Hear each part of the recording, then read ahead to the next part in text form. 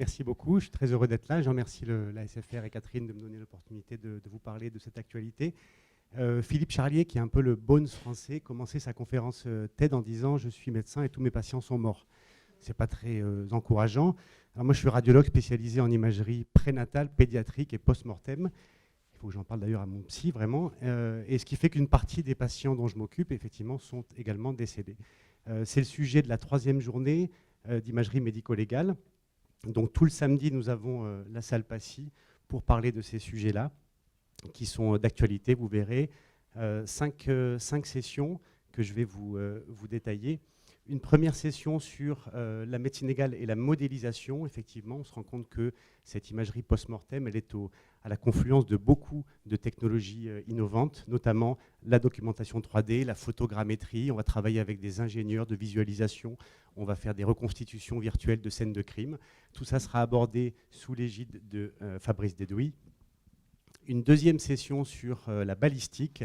Ça, c'est un peu une spécificité marseillaise, mais pas que. On a beaucoup d'expérience, malheureusement, là-dessus, à Marseille.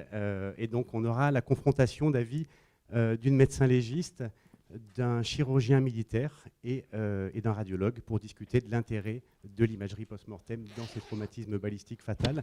On va aider là aussi, comme un chirurgien qui va préparer une chirurgie complexe avec l'imagerie chez le patient vivant, eh bien, le médecin légiste va préparer son autopsie avec les données de l'imagerie. On va aider par exemple à faire les trajets balistiques avec lui. Tout ça est bien sûr très complémentaire.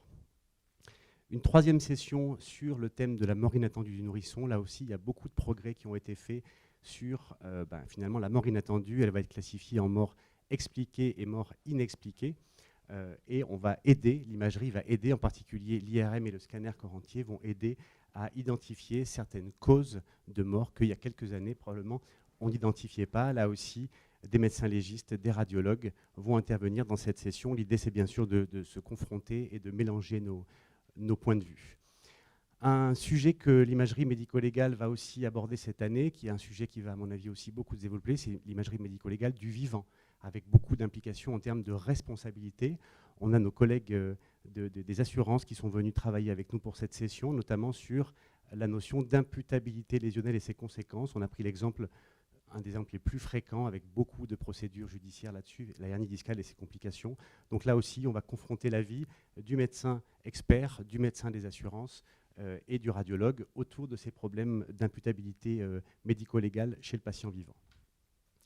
Et enfin, la dernière session, qui est toujours un peu une session ésotérique, mais je crois que, comme l'a dit Catherine, c'est l'intérêt des JFR aussi, c'est de prendre ce temps de la réflexion.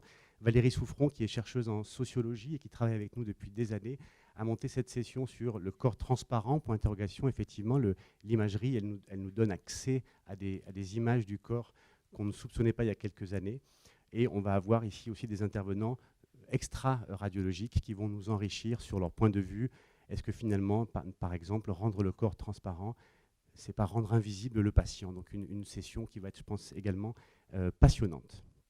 Donc toute la journée du samedi 12, vous êtes bien sûr bienvenus.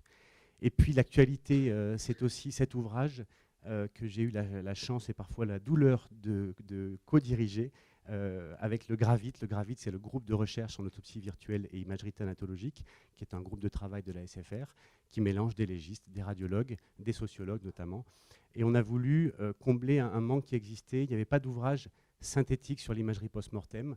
Donc cet ouvrage prend l'ensemble des situations les plus fréquemment rencontrées par le radiologue et le médecin légiste dans leur pratique courante. Ça va être par exemple un décès en immersion par un accident de plongée, un décès par carbonisation, un décès par traumatisme balistique, la mort du nourrisson, etc. Et on va proposer une conduite pratique de l'examen et une conduite pratique de l'interprétation de ces examens-là, avec là aussi l'expertise de nos collègues légistes qui ont participé. Il y a plus d'une trentaine de co-auteurs à cet ouvrage. Dont on est très fiers de voir la sortie au JFR. J'en profite pour remercier Frédéric Rose et les éditions de la SFR qui ont fait un boulot absolument considérable. Et originalité également, hormis le côté très fiche pratique, c'est ce livre est en double langue, français-anglais, pour assurer aussi une diffusion internationale, puisque le GRAVIT est impliqué également dans la Société internationale d'imagerie médico-légale. Voilà Catherine, un exemple ici de chapitre où vous avez effectivement la page de gauche en français, la page de droite en anglais, avec le plus d'illustrations pratiques possibles. Et puis on a la chance d'avoir parmi les éditoriaux de ce livre un éditorial fait par Jacques Dallès, qui est ancien procureur de Marseille, qui nous donne sa vision de la justice sur comment l'imagerie a pu aider à résoudre finalement ces enquêtes. Et puis Michael Talley, qui est vraiment l'inventeur de l'autopsie virtuelle, qui nous a fait aussi l'honneur d'écrire une petite préface pour ce livre.